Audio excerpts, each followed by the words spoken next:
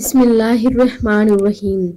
रसूलुल्लाह सल्लल्लाहु अलैहि वआलिहि वसल्लम ने इरशाद फरमाया, बदगुमानी से बचो। हज़रत अबू हुरैरा रज़ी अल्लाह ताला अन्हो ने बयान किया कि रसूलुल्लाह सल्लल्लाहु अलैहि वआलिहि वसल्लम ने इरशाद फरमाया, बदगुमानी से बचते रहो।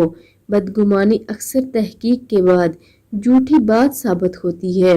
और किसी के ऐब ढूंढने के पीछे ना पड़ो, किसी के ऐब ख्वामख्वा मत टटोलो, और किसी के बाव पर बाव ना बढ़ाओ, और ना हसद करो, ना बोझ रखो, किसी के पीठ पीछे बुराई ना करो, बल्कि सब अल्लाह के बंदे आपस में भाई भाई बनकर रहो।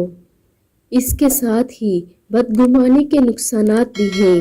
अगर शोहर अपनी बीवी के मुतालिक बदगुमानी का शिकार है या बीवी शोहर के मुतालिक बदगुमानी का शिकार है तो इसी वजह से अक्सर घर बर्बाद हो जाते हैं।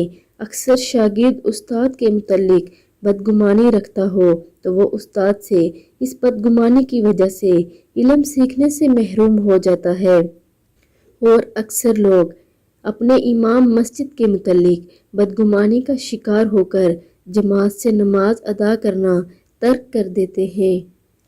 इसलिए बदगुमानी से बचो, क्योंकि बदगुमानी अक्सर तहकीक के बाद झूठी बात साबित होती है। इसलिए आप सब भी इस पर लाजमी अमल करें और वीडियो को आगे लाजमी शेयर करें। जज़ाकल्लाह।